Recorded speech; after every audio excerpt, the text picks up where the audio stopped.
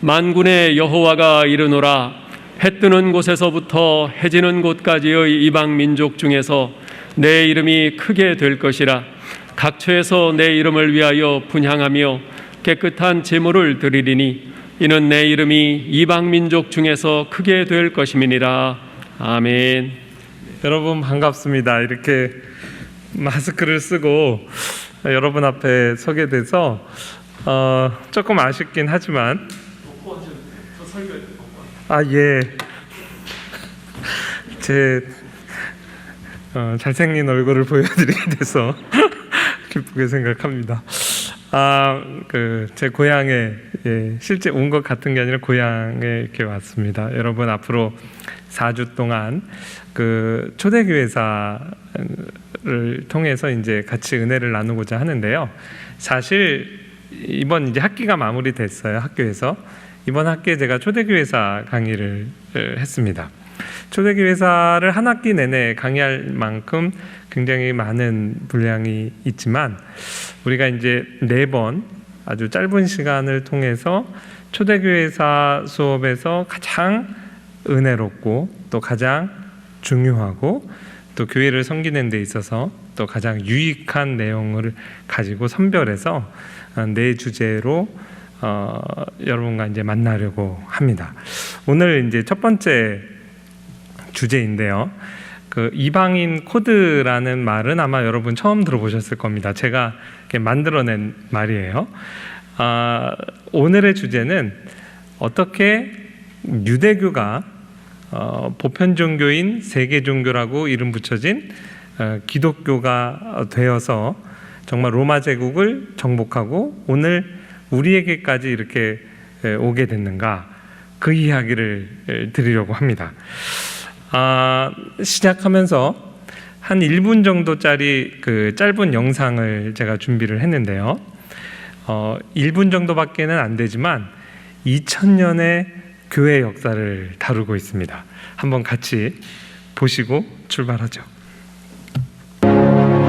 자, 빨간색은 로마 제국입니다. 연도 표시가 지금 막 올라가고 있잖아요. 기독교 하얀 색깔이 기독교화되는 지역을 보여주고 있습니다. 머지않아서 로마 제국 전체를 정복했습니다. 7세기에 가면 연두색이 한번 확 일어나게 돼요. 이슬람 종교입니다. 보이시죠? 그리고 기독교는 계속 전 세계를 향해 확장해 가다가 이슬람 세력이 이제 9세기에 확장을 저지당하게 되고 곧 이어서 이제 13세기가 되면 우리나라 역사하고도 관련이 있어요. 보라색이 한번 확 일어났다가 사라지게 됩니다. 그 보라색이 무엇 같으세요? 몽골 제국입니다. 지금 물론 몽골이 남아있죠. 그 이후에 이제 교회는 종교개혁기를 통과를 하고 지리상의 발견, 또한 그 신대륙의 발견, 전 세계로 지평이 넓어지다가 정말 18, 19세기 선교의 황금기를 통과하게 됩니다. 그때 우리나라까지 복음이 전해졌죠. 잠시 후에 빨간색이 한번 일어났다가 사라지게 됩니다. 공산주의 운동입니다. 지금 빨간색 얼마 안 남은 그 지역이 우리 이제 가까운 이웃이죠. 여러분 보시면서 느꼈겠지만 정말로 기독교만큼 이렇게 전 세계를 정복한 종교는 없습니다. 우리가 자꾸 이슬람 두려워하는데 역사적으로 보면 이슬람은 정말 오랜 세월 동안 그냥 한 지역에 갇혀 있었어요. 오늘날 이제 그 이슬람권에 있는 노동자들이 우리나라도 많이 들어오면서 요즘 들어서 이제 많이 이렇게 퍼지기 시작한 거죠. 불교, 힌두교 다 기독교에 비하면 한 지역에 이렇게 오래도록 갇혀 있었습니다. 기독교만큼 이렇게 세계적으로 마치 코로나 이렇게 지금 확산되는 것처럼 이렇게 확산되어 온 종교는 없습니다. 기독교만큼 또한 박해를 받은 종교가 드물 정도인데 기독교를 박해했던 그 세력은 역사 가운데서 이렇게 잠깐 왔다가 이렇게 사라지게 됩니다. 그런 거 보면 이쯤에서 우리가 궁금해할 내용이 있어요. 이렇게 기독교가 확산된 거는 유대교가 확산된 것이 아닙니다. 그렇죠? 유대교는 마치 우리나라의 당군 종교와 비슷해서 한 민족 안에 깊이 그냥 그 뿌리 내리고 있지, 다른 어떤 세계 민족들이 공유할 수 있는 그러한 이제 종교는 아닌 거예요. 근데 유대교에서 보통 역사학자들은 그렇게 이야기하잖아요.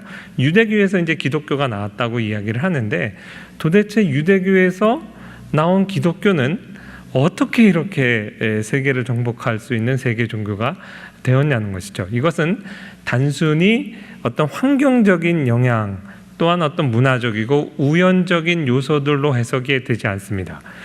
기독교가 가지고 있는 기독교 복음 자체의 그 내적인 동력이 분명히 있을 겁니다. 그래서 초대 교회사, 교회의 역사, 지금 우리가 2000년의 역사를 이렇게 이미지로 동영상으로 잠깐 봤잖아요. 가장 중요한 이야기를 할 거예요. 가장 중요한 복음 안에 있는 한 측면이죠. 이 기독교가 세계 종교가 될 수 있는 하나의 그 내적 동력이 무엇인가를 좀 살펴보도록 하겠습니다. 보통 기독교의 탄생 그러면 초대교회사의 출발점 오순절 성령 강림, 보통 이제 이렇게 이야기를 합니다. 신약교회의 이제 출발이죠. 구약교회는 물론 구약과 더불어서 이제 시작을 했습니다. 그런데 이 기독교회가 탄생된 것은 오순절 성령 강림의 사건 그때로 우리가 출발점을 잡을 수가 없어요. 훨씬 그 이전부터 이 세계 종교로서의 기독교의 그 본질이 배태되어 있었다는 거죠. 그 씨앗 형태로 있었어요. 그것을 제가 좀 이방인 코드다 이렇게 이제 이 이름을 붙여봤습니다. 왜 그러냐면 초대교회의 교인이 됐든 대다수의 이제 사람들, 유대인이 물론 기독교인이 되면서 예루살렘 교회가 출발을 했지만, 정말 로마 제국에 있었던 수많은 교회를 구성하는 대부분의 교들은 다 이방인들이거든요. 유대인들의 감정에서 봤을 때는.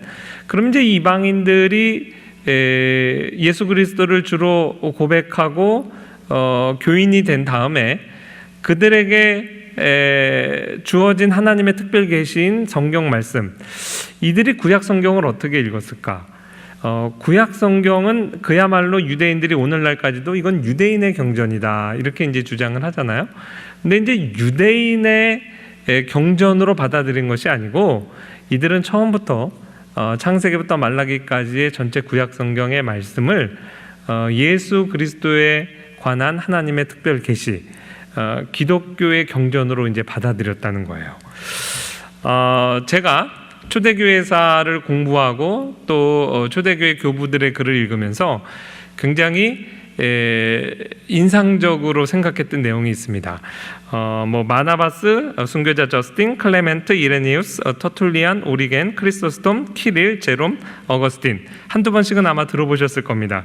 유세비우스, 소크라테스, 소저먼, 에피파니우스. 소크라테스는 이제 우리가 아는 그 철학자 소크라테스가 아니고 그 교회 사가입니다.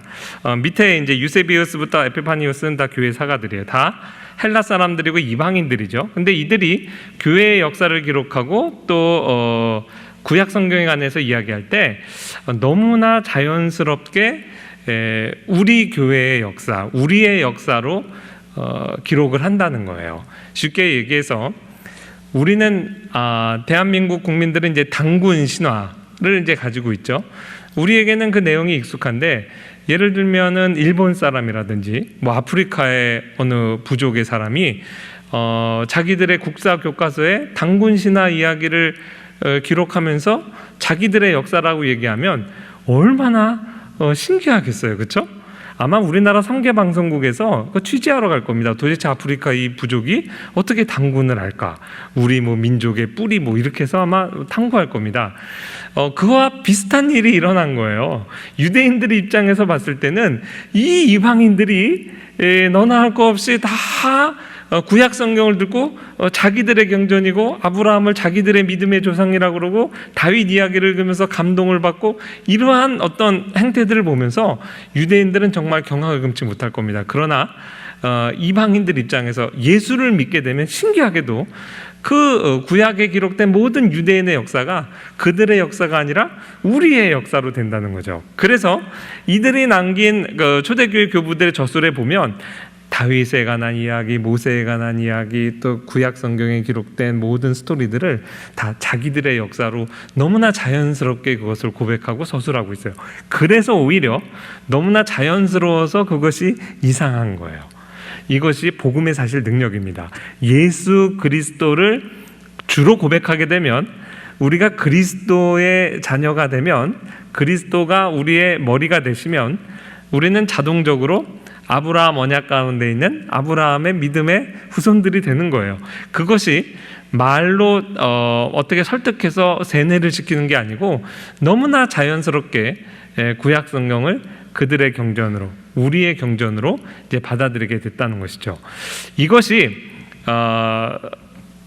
그 기독교 복음이 가지고 있는 그 세계 종교가 될 수 있는 이제 저력이었다고 생각을 해요. 그러니까 말씀 자체가 창세기부터 말라기 또 신약 성경 내용을 쭉 읽어보면 이 모든 내용이 유대인들의 히스토리가 아니고 이것이 우리의 이야기구나라고 자연스럽게 받아들이게 된 것, 이것으로부터 이야기를 풀어가야 됩니다. 그리고 나서 보면 정말 성경을 다시 창세기부터 한번 읽어보게 되는 거죠. 유대인들은 발견하지 못했던, 그래서 내가 이방인 코드, 마치 다빈치 코드처럼 숨겨져 있다가 밝혀지는데, 밝혀지고 나서 보면 그것이 정답인 거예요. 너무나 분명한 건데 유대교 안에 머물렀을 때는 발견하지 못했던 내용들을 이방인들이 발견하게 되는 거죠.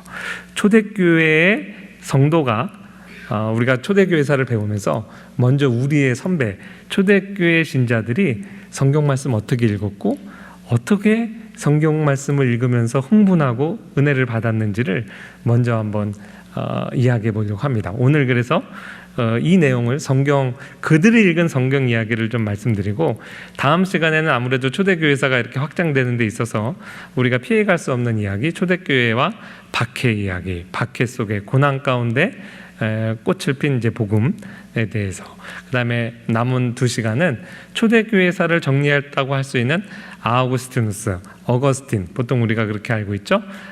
이 어거스틴 이야기를 해드리려고 해요. 그래서 어거스틴을 통해서 초대교회사를 이제 2번에 나누어서 정리하고자 합니다. 자, 여러분 나눠드린 핸드아웃 보면 제 성경은 이렇게 포스트잇이 엄청 많이 붙어 있어요. 대충 붙인 것 같지만 다 의미가 있습니다. 색깔 의미가 있는데, 이 많은 이제 색깔 가운데 이제 파란색 태그가 붙은 성경 구절들 가운데 일부를 제가 추려서 이제 여러분께 드린 겁니다. 지금 여러분 앞에서 보시는 영어 이름들, 저 교부들이 그들의 저작들 가운데 중요하게 언급됐던 성경 구절들을 제가 이제 모아본 겁니다. 먼저 창세기 이야기를 한번 해보겠습니다. 창세기 하면 모든 것의 시작에 관한 이야기입니다. 그러니까 유대인이라 하더라도 창세기만큼은 이거는 유대인의 배타적인 경전이야 이렇게 얘기할 수 없어요. 왜냐하면 천지 창조를 한 얘기는 유대인들에게만 적용되는 게 아니라 모든 자연인들에게 다 적용되는 이야기잖아요. 그래서 이제 그 창세기 말씀을 보면 크게 4 사건, 그러니까 이제 보통 선사시대에 해당한다고 보통 보죠. 일반 이제 역사교과서적인 시각으로 하면 글자로 그 역사 기록이 남지 않은 시기에 인류에 있었던 큰 4개의 사건이 기록되어 있습니다. 창조, 타락, 노아의 대홍수, 그 다음에 바벨탑 사건. 바벨탑 사건을 통해서 이제 어족이 갈라지고 세계 민족이, 다양한 민족이 이때 기원을 했죠. 이게 이제 창세기 11장까지의 내용이에요. 이 내용은 보편사에 해당합니다. 그래서 유대인들이 이거는 우리의 역사야 이렇게 이제 주장할 수는 없어요. 근데 이제 창세기 12장부터는 우리로 이야기하면 이제 단군 신화가 시작되는 겁니다. 그러니까 아브라함을 하나님이 부르시고 아브라함을 통해서 히브리 민족이 이제 구성이 되는 거죠. 그래서 창세기 12장부터는 이제 유대인들이 이거는 우리 책이야 이렇게 주장을 하는 거예요. 정말 그러냐는 거죠. 아브라함 이야기는 정말 유대인들의 역사 이야기냐? 그렇지 않습니다. 하나님께서 아브라함을 부른 이유는 큰 세계 구원의 청사진을 가지고 부르신 거예요. 그래서 하나님께서 메소포타미아에 이제 살고 있는 아브라함을 지금의 약속의 땅으로 이제 불러내시잖아요. 그리고 이제 아브라함의 후손을 통해서 이스라엘 나라를 제사장 나라로 건설하시고 그 이스라엘 나라를 통해서 전 세계를 구원할 계획을 가지고 아브라함을 이제 부르신 거죠. 우리는 이미 그것을 압니다. 그러나 이제 유대인들은 아브라함이 우리 민족의 이제 출발이다. 이 부분만을 이제 강조하겠죠. 그러니까 하나님께서 내가 너로 큰 민족을 이루고 내게 복을 주어 내 이름을 창대하게 하리니 너는 복이 될지라 이렇게 하면서 이제 아브라함과 언약을 맺으셨습니다. 근데 제가 지금 방금 말씀드린 내용이 바로 성경에 의해서 이제 입증이 됩니다. 갈라디아서 3장 8절 말씀을 보면 이 아브라함을 부르시는 이 선택의 부르심의 현장, 이때 그 성령께서 어떠한 부르심으로 아브라함을 부르셨는가? 또 하나님이 이방을 믿음으로 말미암아 의로 정하실 것을 성경이 미리 알고 먼저 아브라함에게 복음을 전하되 모든 이방이 너를 인하여 복을 받으리라 하였으니. 그러니까 이방인들의 입장에서 그 창세기 12장을 읽을 때 거기에 이방을 위한 자리가 있어요, 없어요? 분명히 있습니다. 이거는 보통 중요한 자리가 아니고 아브라함을 부르신 목적에 해당해요. 그러니까 유대인들이 유대인들 된 그 유대인의 출발점 자체가 이방을 위한 복음을 위한 부르심이라는 거예요. 그러니까 그 유대인들하고 우리가 한번 싸워볼 만하죠. 야, 이게 아브라함이 너희 조상이냐? 처음부터 아브라함이 너희 조상이 된 이유는 우리 조상이 되게 하려고 하나님이 널 아브라함 부르신 거야. 이 사도 바울을 통해서 하나님께서 아브라함을 부르신 목적을 이렇게 명시하셨죠. 그리고요, 정말 오늘날 세계 지도를 이렇게 보면요, 저게 이제 세계 종교 지도입니다. 가장 많이 퍼져 있는 게 기독교고, 저 연두색 부분이 이제 이슬람교죠. 여러분, 이슬람도 혈통적으로 아브라함을 자기들 민족의 조상이라고 합니다. 그러니까 이스마엘의 후손이잖아요. 그러니까 사실 아브라함은 정말 큰 인물이에요. 아브라함을 혈통적으로 우리의 조상이다 주장하는 유대교와 이슬람교가 있습니다. 그리고 전 세계의 기독교 인구가 다 아브라함을 우리의 믿음의 조상이라 그래요. 그래서 제가 대략 살펴보니까 전 세계 인구의 약 55%, 어떤 학자들의 통계에 따르면 약 60%에 해당해요. 지금 전 세계의 50-60%에 해당하는 민족이 아브라함 우리 조상이라고 그런다고요. 하나님께서 아브라함을 부르면서 내가 너로 큰 민족을 이루고 내게 복을 주어 내 이름을 창대하게 하리니 너는 복이 될지라. 정말 아브라함은 그 이름이 창대하고 유명해졌습니다. 어떤 의미에서는 예수님보다 더 유명해요. 그러니 하나님 말씀은 신실하게 이루어졌죠. 아브라함의 내면 언약을 따라 우리가 아브라함을 믿음의 조상이라 부르고, 어떤 외면적인 언약을 따라서 아브라함의 육적인 후손들도 지금 오늘날 세계에도 그렇게 많아요. 이 당시 부름받을 때 아브라함은 한 명의 자녀도 없었습니다. 하나님께서 아브라함에게 수천 년 전에 약속하신 내용이 오늘날도 분명히 성취된 것으로 우리는 믿습니다. 자, 창세기에 다른 할 얘기가 많지만 제일 중요한 아브라함 말씀을 드렸습니다. 여러분, 출애굽기는요, 정말 그야말로 이스라엘 나라가 탄생하고 세워지는 이야기입니다. 우리나라에 해당하는 국경일로 제헌절도 있고, 예전엔 제헌절도 휴일이었어요. 요즘은 이제 쉬지는 않는 것 같은데, 제헌절도 있고, 그다음에 8.15 해방 있죠. 이스라엘 사람들에게 있어서 8.15고 또 이스라엘 사람들에게 있어서 이제 제헌절 이 다 출애굽기에 들어있다고 생각합니다. 나라가 형성되려면 주권이 있어야 되고 국민이 있어야 되고 이제 영토가 있어야 되잖아요. 이스라엘 국민이 형성되었고 약속의 땅이 마련되었고 이스라엘의 주권에 해당하는 법이 마련이 됐습니다. 하나님께서 시내산에서 이제 율법을 주셨죠.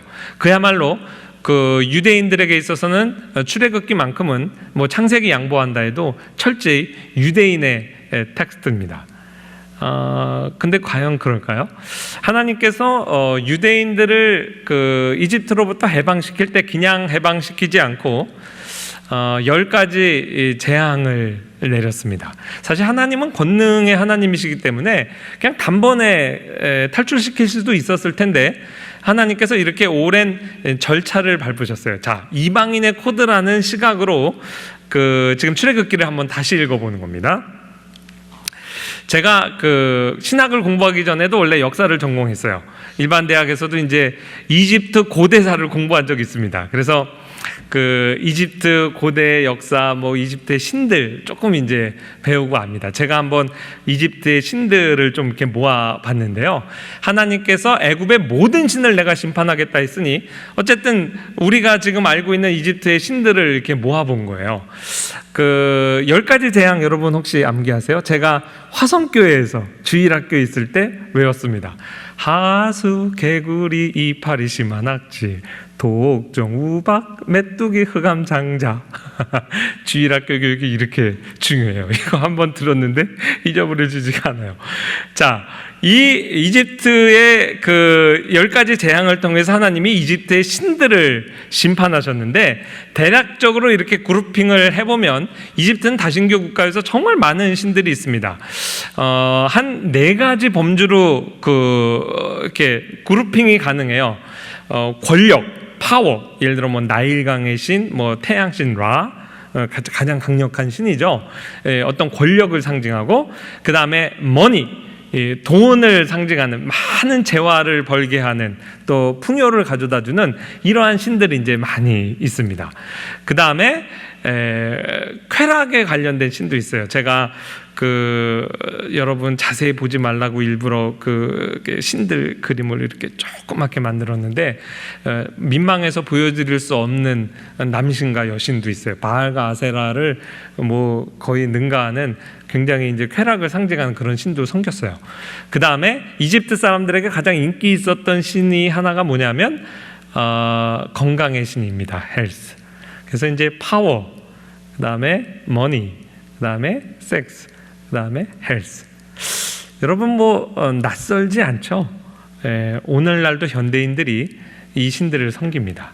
이 신들을 섬기면 돈 많이 벌면 권력을 가지면 쾌락을 많이 누리면 인생에 행복을 가져다 줄 줄 알고 건강하게 오래 살면 그게 인생의 근본 문제를 해결할 줄 알고 많은 사람들이 그걸 신으로 섬겨요. 하나님께서 재앙을 내립니다. 그래서 하나님께서 원하시는 건 뭐냐면 이것들은 다 거짓신이다. 네가 참신을 찾아야 아우구스티누스처럼 정말 참된 하나님을 만나야 인생의 모든 문제가 해결받고 안식을 누리는 거야. 그걸 가르쳐주기 위해서 오늘날도 하나님께서 10가지 재앙을 다 내리세요. 돈이 최고인 줄 알고 사는 사람 사업이 망합니다. 건강이 최고인 줄 알고 열심히 살던 사람이 건강의 재난을 재앙을 만납니다. 권력을 추구하는 사람이 권력에 있어서 실패를 경험해요. 그런 걸 통해서 참신이 누구냐? 하나님을 발견하고 오늘날도 많은 사람들이 하나님께로 나오죠.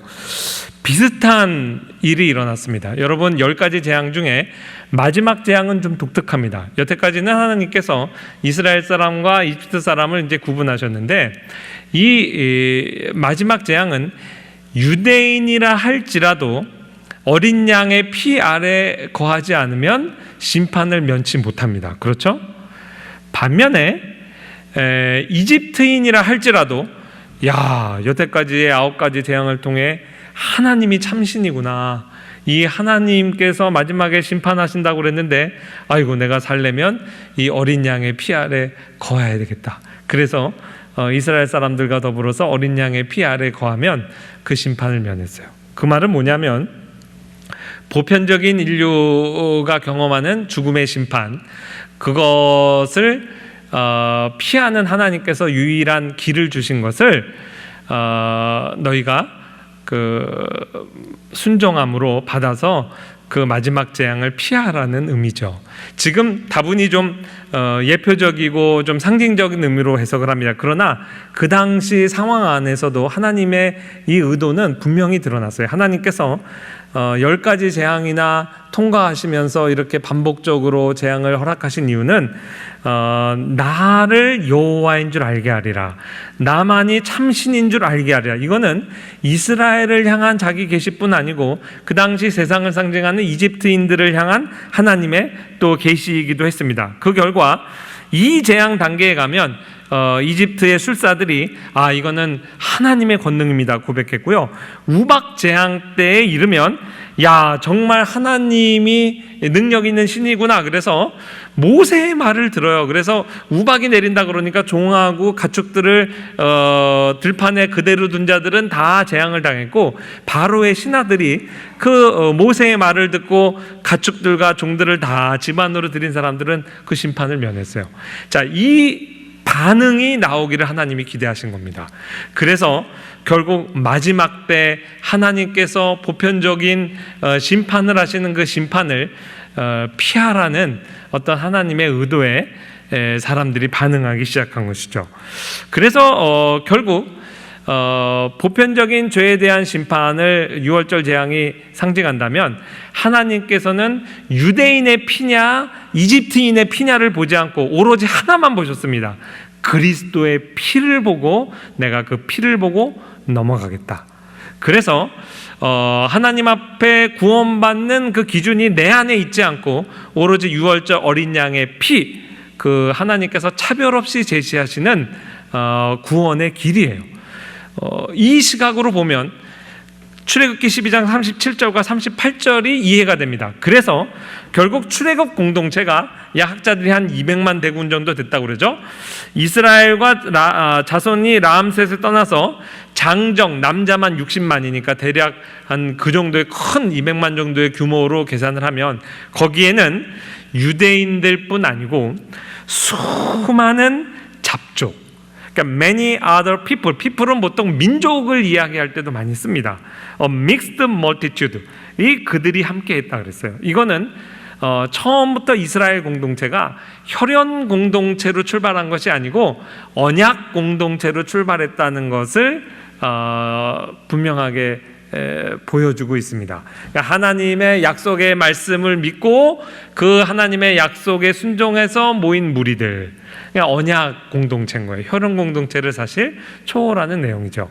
이렇게 되면 가장 유대인들 입장에서는 국수주의적인 그 텍스트가 굉장히 복음적이고 보편을 지향하는 텍스트, 우리에 관한 이야기인 것이 또한 잘 드러나게 됩니다.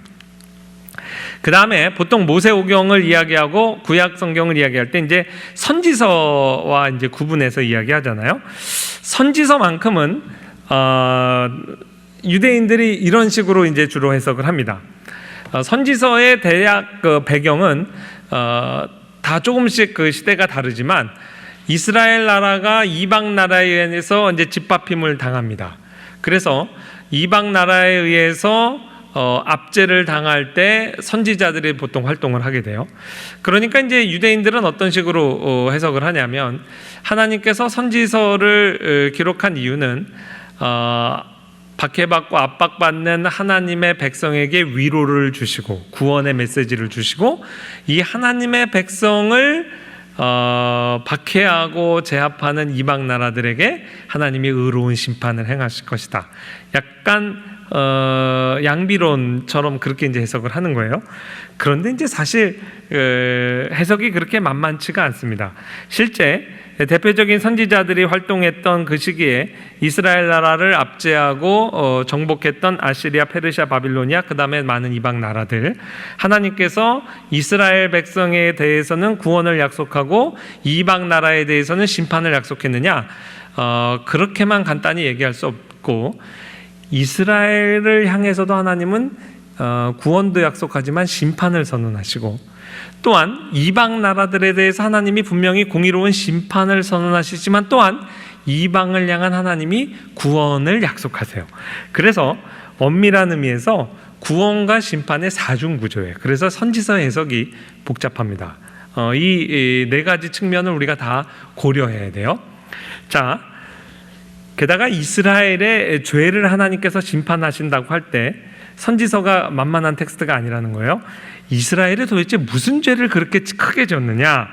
이사야서 26장 18절에서 19절 말씀 보면 우리가 잉태하고 상고를 당하였을지라도 바람을 낳은 것 같아서 땅에 구원을 베풀지 못하였고 세계의 거민을 출산하지 못하였나이다.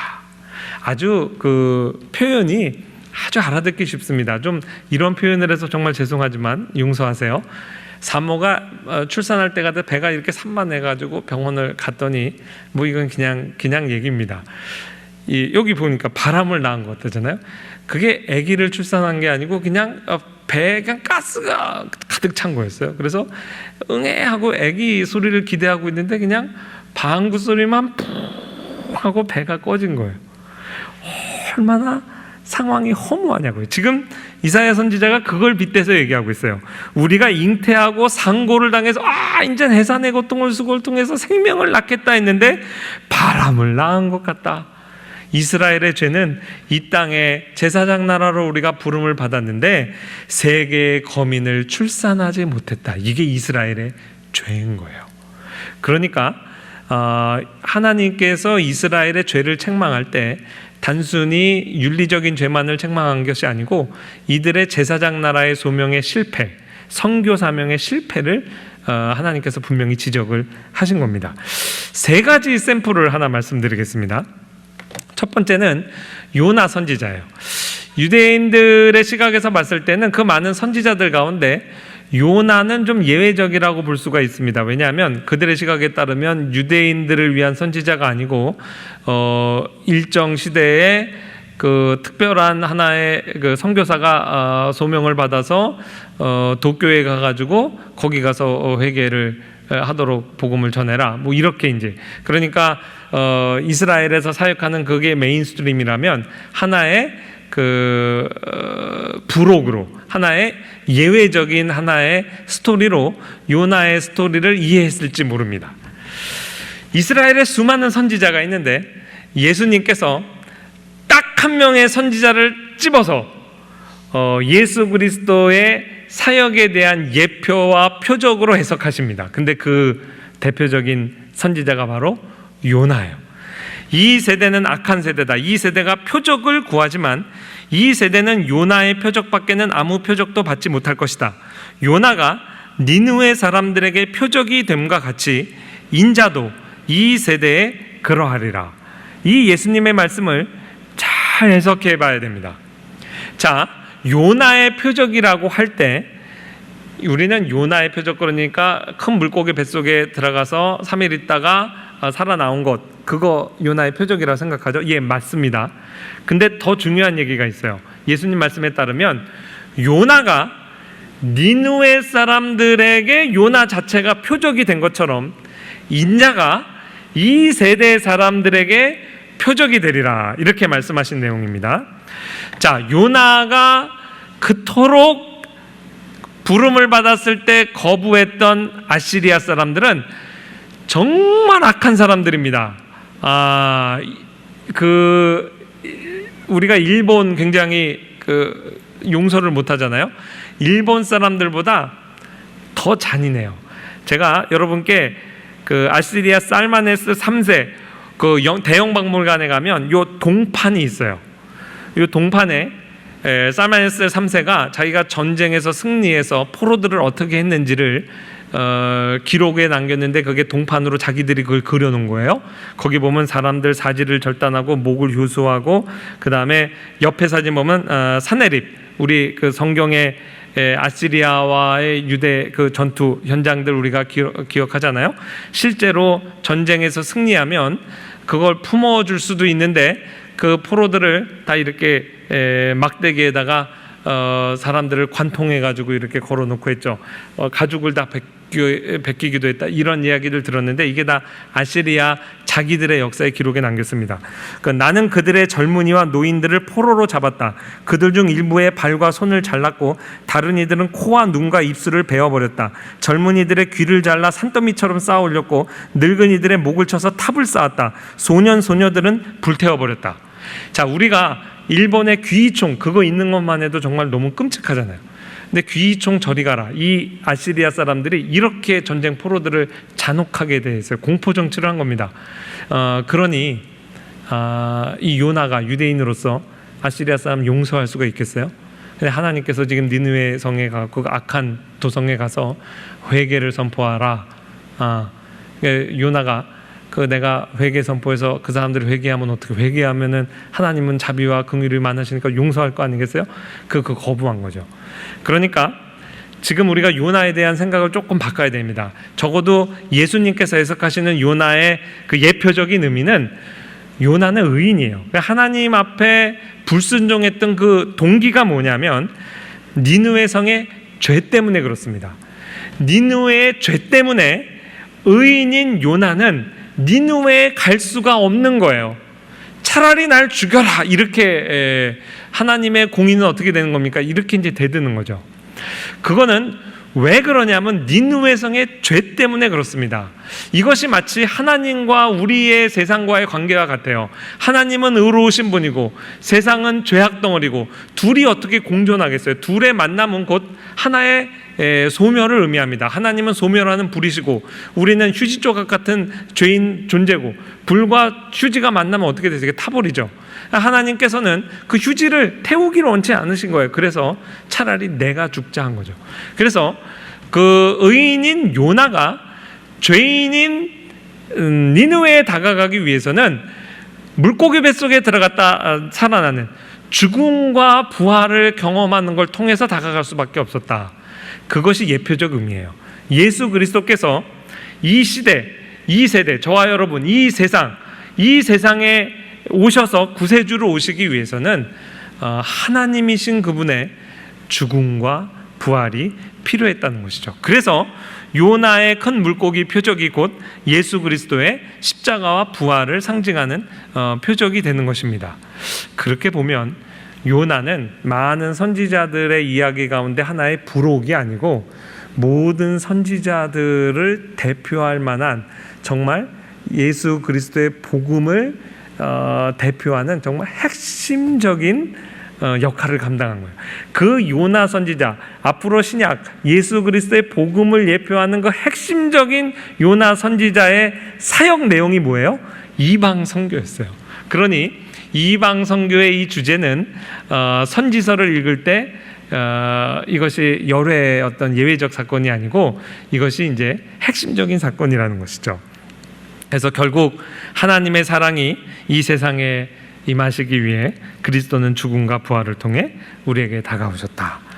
두 번째 사례는 에스라입니다. 이것도 이스라엘 사람들에겐 특별한 의미가 있어요. 이스라엘 사람들이 자기들의 민족 정체성을 설명할 때 정말 목숨같이 귀하게 생각하는 몇몇 것이 있습니다. 토라, 이 성경 말씀 그렇고, 또 하나는 성전이에요. 이 성전이 이들에게는 얼마나 소중한지 예수 그리스도를 십자가에 못 박을 때 성전 모독죄로 걸었습니다. 그렇죠? 그러니까 이들에게 있어서는 이스라엘의 정체성, 유대인의 정체성을 드러나는데 이 성전은 정말 중요하다고요. 근데 이들이 그렇게 소중하게 생각했던 세컨 템플, 그 성전을 지은 주체가 누구냐? 정말 재밌습니다. 에스라 1장에 이렇게 기록되어 있습니다. 페르시아의 왕이죠. 페르시아의 고레스 왕은 다음과 같이 선포한다. 하늘의 주 하나님이 나에게 이 땅에 있는 모든 나라를 주셔서 다스리게 하셨다. 또 유다에 있는 예루살렘에 그의 성전을 지으라고 명하셨다. 이 나라 사람 가운데서 하나님을 섬기는 모든 사람은 유다에 있는 예루살렘으로 올라가서 그곳에 계시는 하나님 곧 주 이스라엘의 하나님의 성전을 지어라. 그 백성에게 하나님이 함께 하시길 빈다. 여러분 보세요. 물론 맨파워는 유대인들이 담당을 했지만 이 성전, 유대인들의 민족적인 전체성을 상징하는 이 성전 누가 지었어요? 그 당시 세상을 상징하는 페르시아의 왕 고레스가 지은 겁니다. 너무나 신화 같은 이야기죠. 어떻게 이방 나라의 이 그 황제가 하나님으로부터 특별 계시를 받아서 유대인들의 하나님이 참신이다. 너희 다 돌아가서 너희 성전 지어라. 이게 신한 줄만 알았던 때도 있었고 그렇게 주장하는 사람도 있습니다. 그러나 고고학적인 발견을 통해서 이 고레스 왕의 이러한 정책이 실제 역사적인 사실이었다는 것은 지금 그 누구도 부인을 못합니다. 실제 19세기에 이 아페벳 여러분 조금 맞지만 탑 10, 그러니까 구약과 관련해서 베스트 10 10개의 고고학적인 발굴, 거기에 그 10번째 10등한 게 이제 이 더 키루스 실린더라고, 우리나라 말로는 고레스는 이제 키루스 왕 이렇게 얘기해요. 1879년에 이게 발견됐는데요. 실제 성경에 나오는 그 고레스 왕 키루스 2세입니다. 그 칙령, 자기의 족보를 얘기하고 어떤 정책을 했는지를 이렇게 고고학 그 유물로 발견돼 그걸 남겼는데 성경의 내용과 아주 일치합니다. 이 고레스 왕이 기존의 바벨론 제국과 자기를 어떻게 차별화했냐면, 기존의 모든 제국들은 그 피정복민을 압제했어요. 근데 이제 고레스 왕이 노노노, 나는 그것과 차별화하겠다. 그래서 사실 유대인뿐 아니고 모든 피정복민들을 다 그들에게 종교 자유, 일종의 그 로마 제국의 역사로 보면 밀라노 칙령처럼 모든 종교 해방령을 내렸어요. 그리고 각 민족은 자기들의 신을 마음껏 가서 섬겨라. 그리고 유대인들은 돌아가서 너희의 하나님 섬기고 성전 지어라.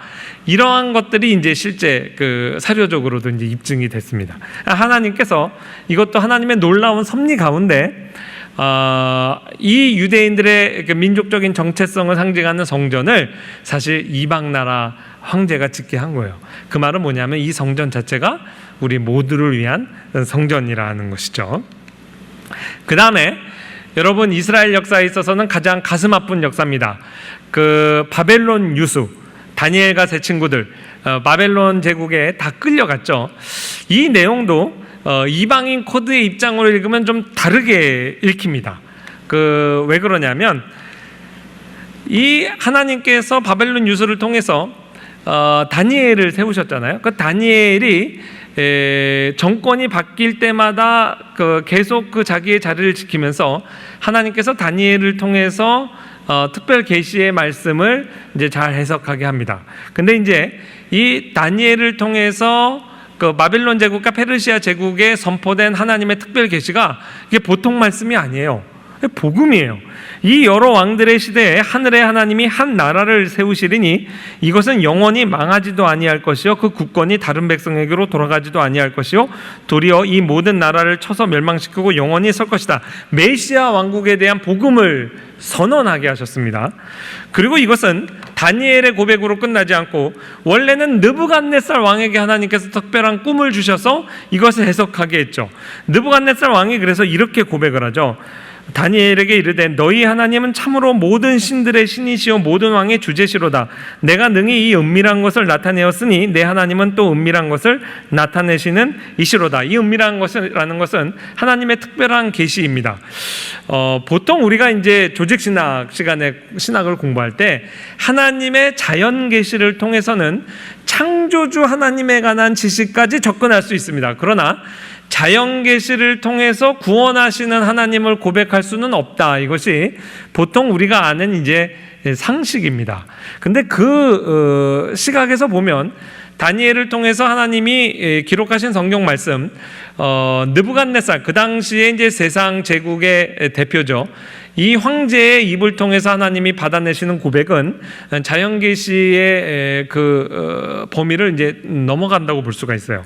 그래서 느부갓네살이 이렇게 이야기하죠. 사드락 메삭 아벳느고의 그 사건, 풀무불 사건.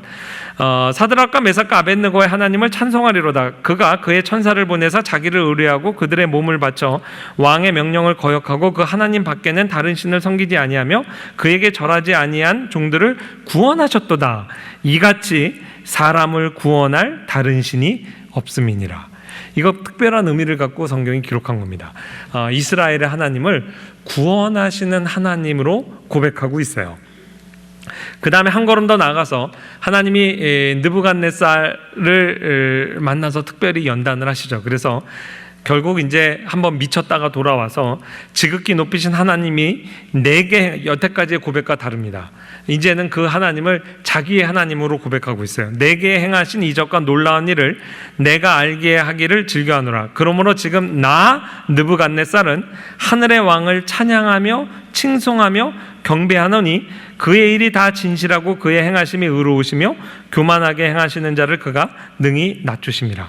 원래 이스라엘의 부르심이 제사장 나라의 부르심을 받았어요. 그러나 이스라엘이 그 실패했죠. 그 소명에 실패하니까 하나님이 다소 부정적인 방법으로 바벨론 유수 포로 생활을 통해서라도 어쨌든 하나님의 특별 계시와 복음에 대한 계시가 세상 나라에 전해지도록 하나님께서 사용하셨다고 봅니다. 그렇게 되면 바벨론 유수를 바라보는 관점도 좀 우리의 틀이 좀 넓어집니다. 예외 없이 그 다음 페르시아 제국의 다리오 왕 때 역시 하나님께서 신비한 일을 일으키십니다. 그래서 이 표적적인 다니엘과 사자의 우리에 빠졌던 그 사건을 통해 정말 우리가 좀 포커스를 맞춰야 되는 부분은 다리오 왕의 고백이에요.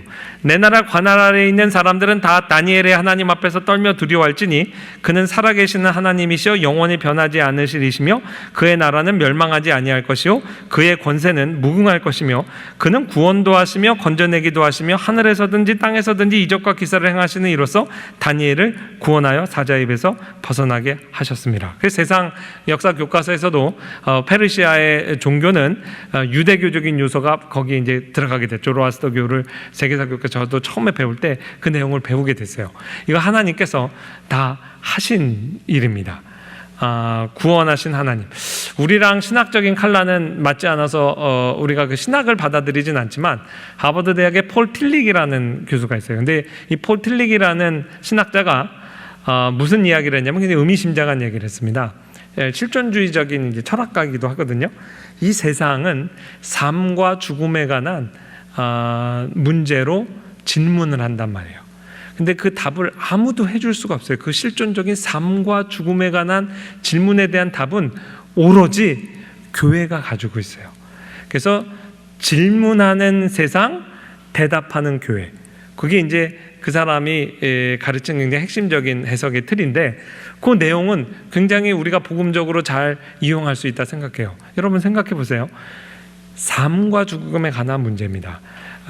요셉이 이집트에 갔을 때도 바로를 통해서 하나님이 주신 꿈은 그 꿈 해석 잘못하면 이집트 세상은 다 멸망하게 되어 있습니다. 그러니까 그게 보통 꿈이 아니었던 거예요.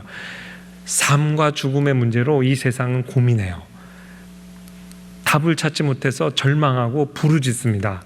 그런데 교회는 그 답을 갖고 있어요. 예수 그리스도 답을 갖고 있어요. 근데 답을 안 가르쳐 주는 것은 그거는 직무유기입니다. 그거는 도의적으로도 있을 수 없는 얘기예요. 하나님께서 이 세상 사람들을 괴롭혀요. 삶과 죽음의 문제로 꿈을 통해서든 재앙을 통해서든 심판을 통해서든 어쨌든 뭐 철학적인 고민을 통해서든 막 고민하게 한다고요. 근데 그거에 대한 답을 우리가 알고 있어요. 근데 어떻게 가만히 있냐고요. 열심히 대답해 줘야 됩니다. 그게 이 선지서의 중요한 메시지 가운데 하나였어요. 이렇게 보면 어떻게 이 선지서의 이야기들을, 다니엘의 이야기를 유대인들 자기들의 국수적인 텍스트로만 해석할 수가 있냐고요. 이 안에 다 우리가 있는 거예요. 그래서 선지서에 대한 해석의 틀은 이렇게 바뀌어야 됩니다. 이 선지서를 통해서 하나님의 계시 말씀은 유대인들에게만 준 게 아니라 이 모든 세상 나라에 하나님께서 주신 거예요. 그래서 이사야서 49장 6절 보면 내가 또 너를 이방의 빛으로 삼아 나의 구원을 베풀어서 땅끝까지 이르게 하리라. 나라들은 내 빛으로 왕들은 내 강명으로 나오리라. 구약 성경의 만물이 말라기의 예언이 오늘 우리 읽은 말씀입니다. 목사님 읽어주셨죠? 만군의 여호와가 이르노라. 해 뜨는 곳에서부터 해 지는 곳까지 이방 민족 중에서 내 이름이 크게 될 것이라. 지금도 이 하나님의 말씀은 성취되고 있습니다. 우리가 1분 정도 2000년의 역사를 보면서 이 말씀이 어떻게 신실하게 지금 이 순간도 성취되고 있는가를 확인했죠. 자, 신약으로 넘어옵니다. 구약의 이야기를 좀 자세히 깊이 드렸고 신약은 너무나 분명한 이방을 향한 메시지 복음이 분명해서 오히려 짧게 넘어가겠습니다. 첫 번째 크리스마스 동방박사 하나님께서 동방박사를 별을 통해서 인도하셨어요. 별은요, 하나님께서 이 우주를 창조하실 때부터 별자리가 사실은 어떤 면에서는 정해지는 거죠.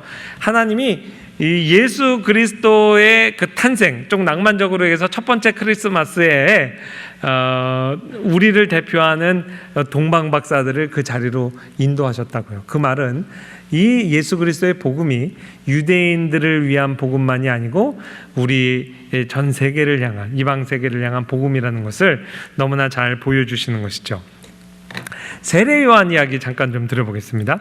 지금 뭐 이렇게 그림은 좀 용서하세요. 제가 한 20년 동안 주일학교 사용만 하고 미국에서도 계속 주일학교에만 있다 보니까 그림이 조금 유치합니다. 그래도 이제 신학교에서 제가 가르치는 이렇게 수업에 참여하는 우리 전도사님들도 거의 80%는 다 주일학교 사역자들이기 때문에 그냥 이렇게 좀 유아틱한 그림도 같이 사용하고 또 공유하고 있습니다.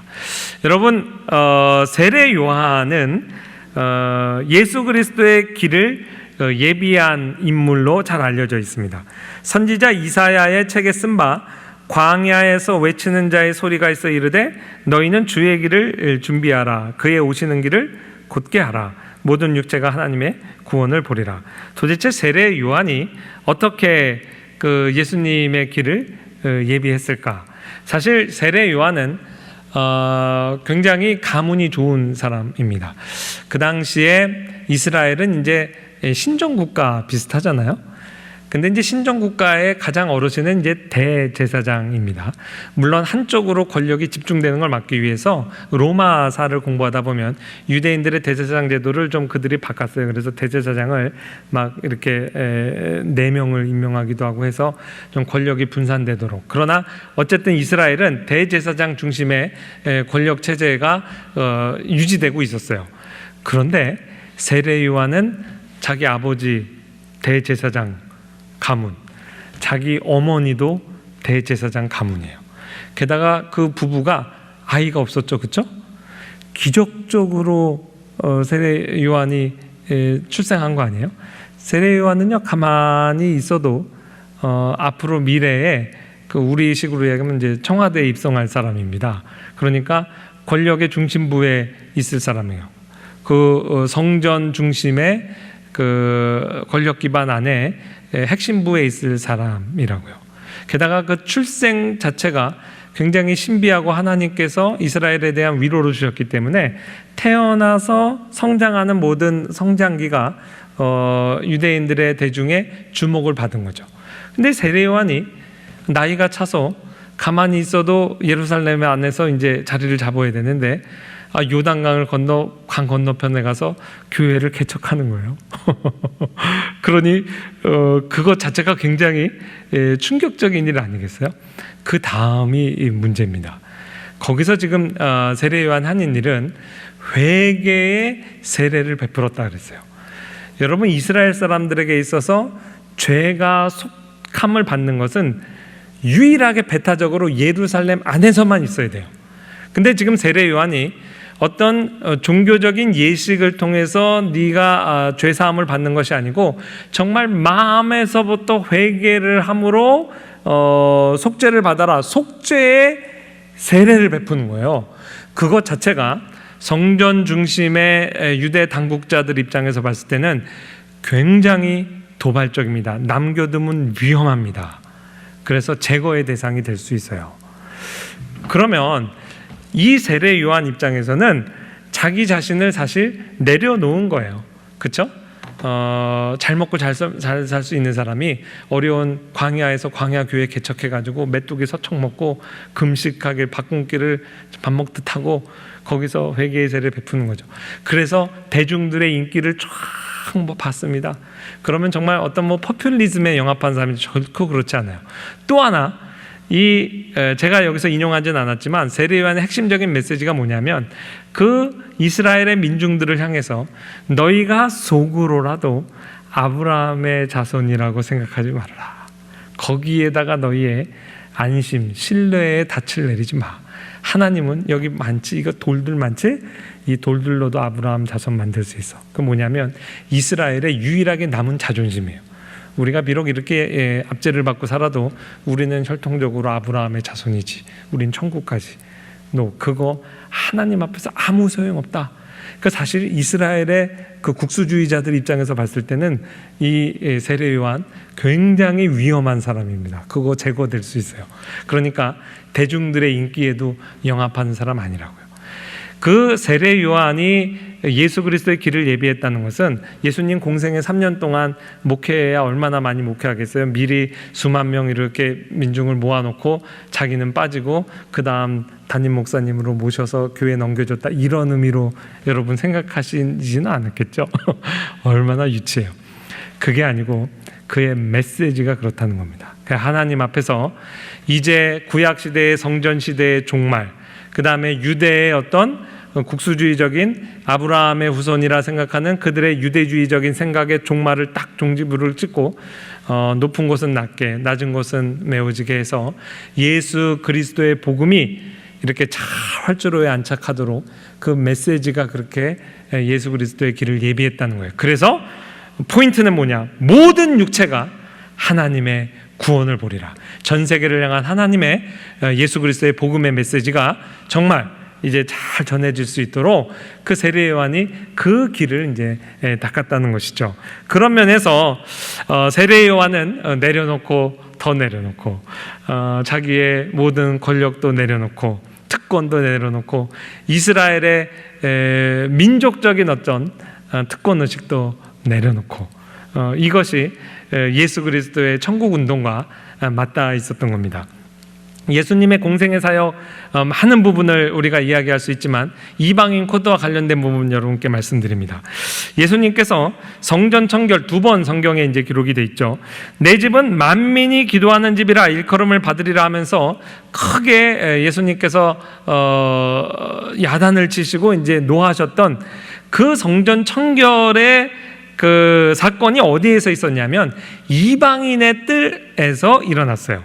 이방인의 뜰이 그 예루살렘의 성전의 가장 큰 평수를 이제 차지합니다. 이스라엘의 성전 이야기를 좀 해드릴게요.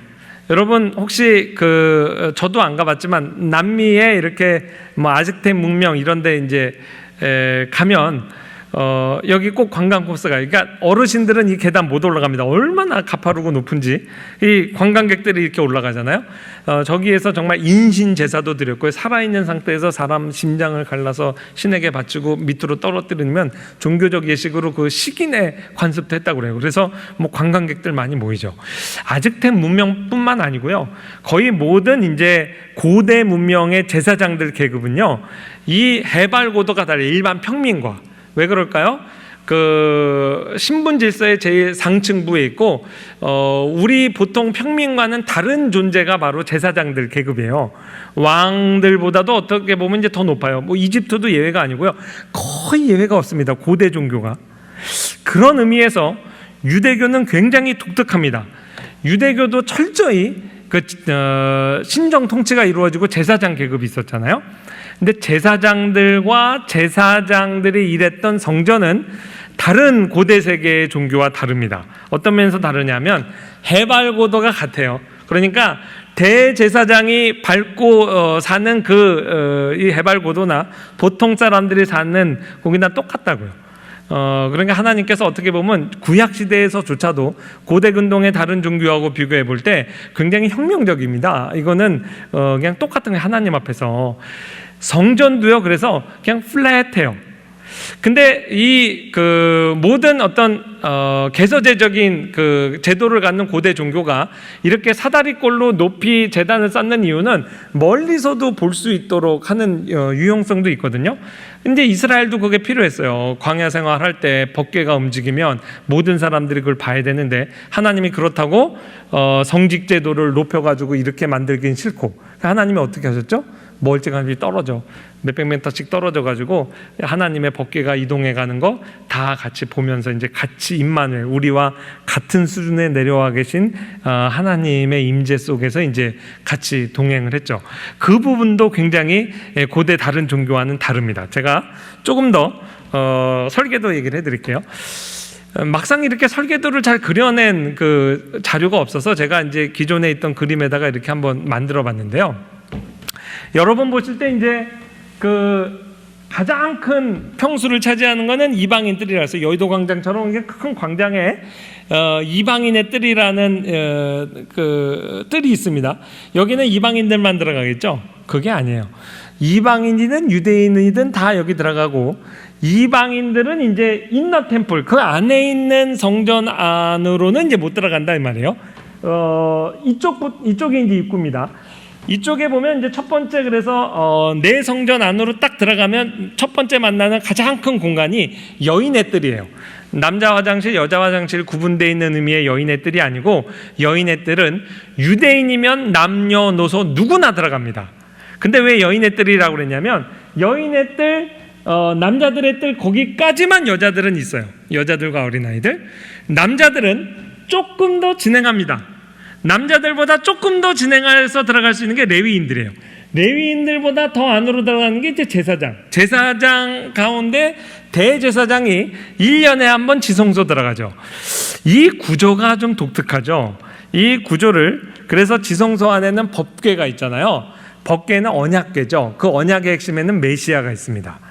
그래서 결국은 시선을 다 법궤로 이렇게 모으는 구조예요. 제가 이름을 붙여봤어요. Eyes on me. 저희가 유학 갈 때 이제 우리 아이 둘 데리고 왔는데, 둘째가 1살 때 갔거든요. 이제 우리 아이들은 둘 다 미국에서 이제 유치원 다녔죠. 그래서 이제 학부모로 유치원 자주 가면 그 유치원 선생님들이 제일 자주 하는 말이 eyes on me. Everybody eyes on me. 그래요. 저는 그게 무슨 말인지 몰랐어요. eyes 그러니까 눈 두 개 다, 눈 네 개 다 on me, 나에게. 번역하니 주목이더라. 주목하고 똑같은 말이에요. 그러니까 미국 애들도 애들 막 떠드니까 처음 시작할 때 선생님이 eyes on me 그러면 이제 다 눈을 거기다 이렇게 두죠. eyes on me 설계도입니다. 궁금하잖아요. 이방인들은 넌 더 이상 못 가. 아, 유대인이면 좋겠다. 유대인들, 여자들 더 이상 못 가. 아, 남자였으면 좋겠다. 난 몇 걸음 더 가는데 남자도 넌 더 이상 못 가. 레위 지파만. 레위 지파 중에 제사장도 나 저기 들어가고 싶은데 대제사장. 대체 저 꼭대기엔 뭐가 있길래 그 꼭대기 바라보게 하는 거예요. 근데 이것을 이렇게 하이어라키를 사다리꼴 싼 게 아니고, 그거를 이제 평면으로 눕혀놓은 꼴이죠. 그래서 모든 주목을 예수 그리스도가 받게 하시고, 실제 예수 그리스도가 오시고 십자가에서 돌아가셨을 때 모든 구약의 예언이 성취되고 내벽을 철폐하시죠. 지성소의 휘장을 찢으셨습니다. 그러면서 그 이후에 이제 모든 구약의 성전 안에 있던 내벽이 이제 다 그리스도 안에서 허물어졌다. 이것이 이제 복음적으로 우리가 그렇게 성경이 선포하고 우리가 그걸 이제 이해를 합니다. 자, 이렇게 구약의 성전을 이해하면 예수님의 말씀이 이제 잘 이해됩니다.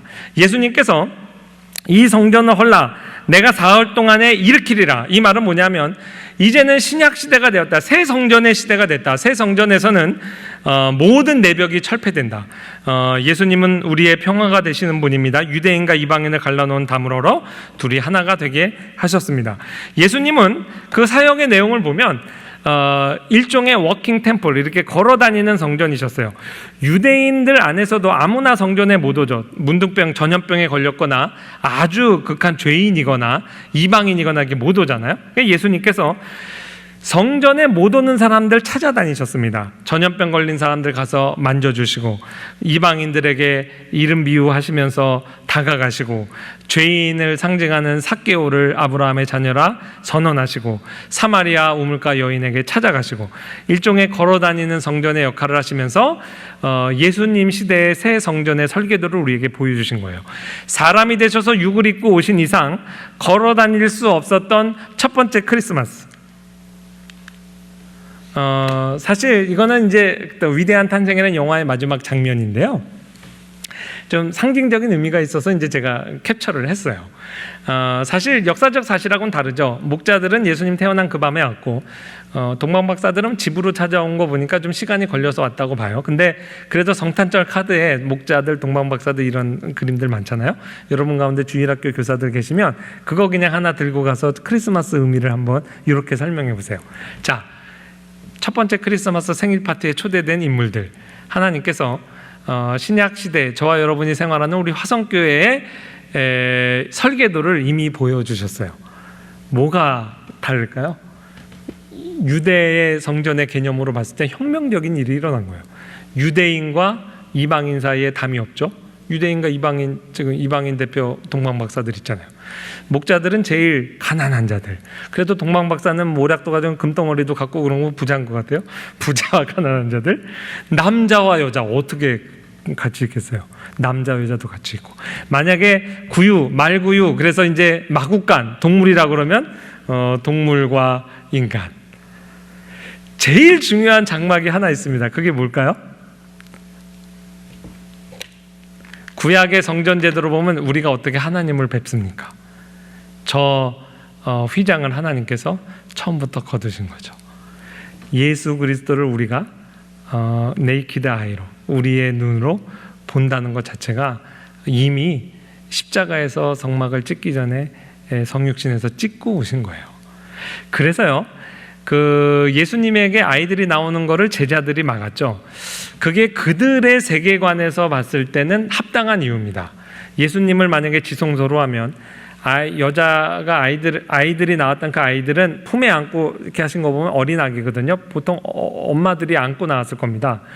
그 구약의 성전의 사고 방식으로 보면 여인의 뜰에서 멈춰야 되는 거예요. 그 제자들이 한 일이 이해가 돼요. 예수님께서 야단치셨죠. 나에게 오는 것을 막지 말아라. 이미 그때도 성막의 휘장을 찢으신 거예요. 네, 그렇게 이제 보면 야, 이방인 코드가 크리스마스 예수님의 탄생에도 있었구나. 오순절 사건 뭐 말할 것도 없습니다. 오순절 성령이 임하셔서 하나님의 큰 일을 모든 언어로 예루살렘 모임 언어로 이제 듣게 하셨어요. 이 말은 뭐냐면 이 복음이 모든 민족을 위한 좋은 소식이라는 것이죠. 그래서 우리를 가르쳤던 김성수 교수님이 이 오순절 성령 강림의 사건은 창세기의 저주가 해소되는 거다. 노아 홍수 심판 때 여호와께서 이르시되 나의 영이 성령이 영원히 사람과 함께 하지 아니하리니 이는 그들이 육신이 됨이라. 그들의 언어를 혼잡게 하여 그들이 서로 알아듣지 못하게 하자 하고 흩으셨는데 이제 오순절 성령 강림으로 말미암아 하나님의 큰 일을 다 알아듣게 하셨어요. 성령께서 강림하심으로 이제 우리와 함께 거하시죠. 그리고 오직 성령이 너희에게 임하시면 너희가 권능을 받고 예루살렘과 온 유대와 사마리아와 땅끝까지 이르러 내 증인이 되리라. 이것처럼 확실한 이방인 코드는 없습니다. 드디어 마지막 왔어요. 수고하셨습니다. 창세기로부터 시작해서 계시록까지 왔습니다. 새 하늘과 새 땅의 주인공, 이 이후에 내가 보니 각 나라와 족속과 백성과 방언에서 아무도 능히 셀 수 없는 큰 무리가 나와 큰 소리에 외쳐 이르되 구원하심이 보좌에 앉으신 우리 하나님과 어린 양에게 있도다. 저는 하나님의 말씀을 있는 그대로 믿습니다. 마지막에 우리가 천국에 같이 갈 성도는 아주 소수가 아니에요. 정말 하나 둘 카운트해서 14만 4천 명이 아니라고. 그거는 하나님이 구원하시는 12지파 12,000명씩의 완전수죠. 하나님이 한 사람도 잃지 않고 구원해내실 그 많은 사람들, 각 나라와 족속과 백성과 방언에서 능히 아무도 셀 수가 없어요. 바다의 모래가에 모래를 누가 세겠어요? 별의 수를 누가 정확히 오늘날 과학자들도 셀 수가 없잖아요. 그런 것처럼 정말 많은 사람들을 하나님께서 각 나라와 족속과 방언 가운데서 구원하실 겁니다. 이게 정말 베스트 이방인 코드죠. 창세기부터 요한계시록까지 이렇게 이방을 향한 복음이 처음부터 내재되어 있었던 거예요. 가장 최고의 이방인 코드는 뭘까요? 제가 이걸 이제 미국에서 주일학교 때부터 우리 주일학교 애들한테도 했는데요. 애들이 다음 컷을 보고 그냥 깜짝 놀랐어요. 바로 당신입니다. 우리 큰애가 태어났을 때 제가 말도 배우지 못하는 우리 아이에게 첫 번째 선물한 성경이에요. 이거 보세요. 우리 이야기 첫 성경. 우리 성진이는요, 제 아내가 한국 사람이고 저도 한국 사람이어서 결혼을 했는데 애를 낳는데 머리는 검었고 눈도 검었고 황인종에다가 완전히 한국 사람이에요. 토종 한국 사람. 근데 우리 아이에게 제가 첫 번째 사준 이 성경은요, 우리 아기 첫 성경인데 저 금발머리 예수님, 그 다음에 모든 주인공들이 외국애라고. 근데 저는 이거 사주면서도 한국인데 이게 외국 서적을 해도 된 이런 생각 하나도 안 들었어요. 그리고 우리 아이가 성경을 읽어가면서 아담과 하와, 그 다음에 모세 이야기, 우리의 이야기, 다윗 이야기, 우리의 이야기, 요나 이야기, 아기 예수님, 동방박사 다 우리 이야기로 해요. 엄밀한 의미에서 다윗과 그 골리앗이 싸웠으면 골리앗이 이방인이었잖아요. 그러니까 우리의 대표는 사실 골리앗하고 비슷할 텐데 아무도 골리앗이 우리의 조상이라 생각 안 하고 다윗 이렇게 저와 여러분 다 그러시죠? 이게 너무 이상한 일이라고요.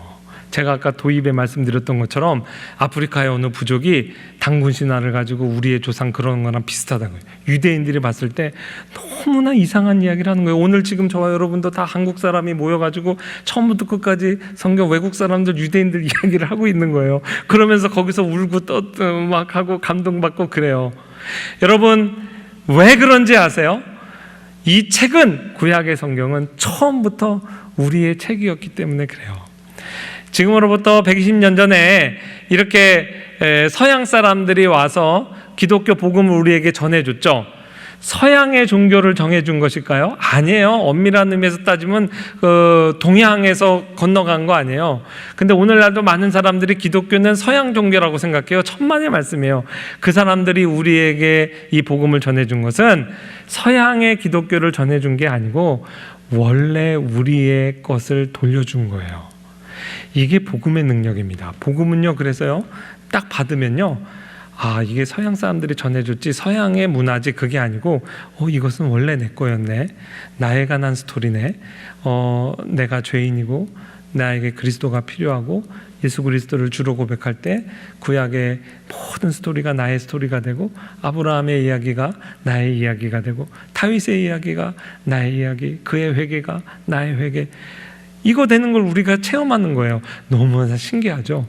이게 내적 원동력이에요. 그러니까 복음은 놔두면 남의 게 되게 돼 있어요. 복음은 받으면 이게 원래 내 거였네. 그런가 동시에 뭐냐면 이거는 내 이웃의 것이네. 그거를 바로 알아듣게 돼 있어요. 그래서 전하지 않고는 견딜 수 없게 돼 있는 게 복음입니다. 그래서 복음을 전하는 자의 마음이 뭐라 그래요? 복음의 빚진 자라고. 왜 그래요?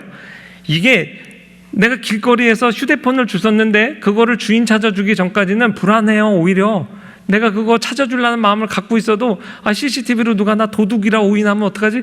얼른 가서 그거 찾아줘요.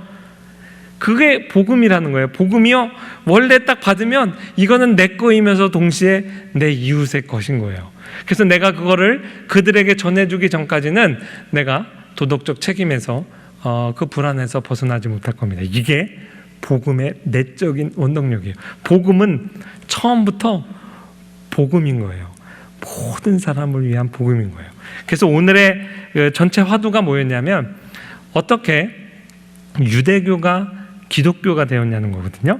이 주제 하나로 수도 없이 많은 책이 나옵니다. 유대인 학자도 쓰고 기독교인 학자도 쓰고 로마 캐톨릭 학자도 쓰고.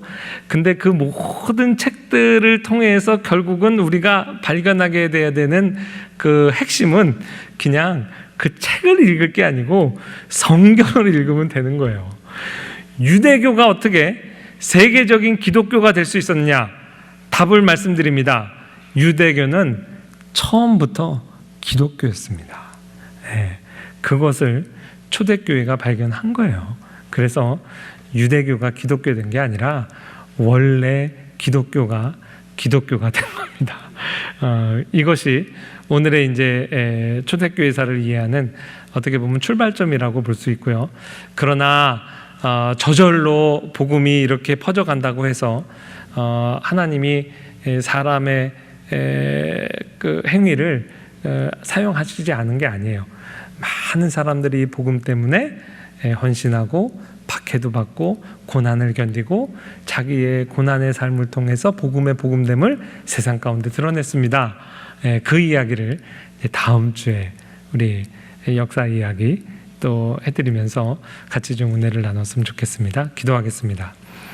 그렇습니다. 하나님, 정말 신구약 성경이 처음부터 지금 우리에게 주신 하나님의 복음의 특별 계시인 것을 깨닫게 해주신 것 감사합니다.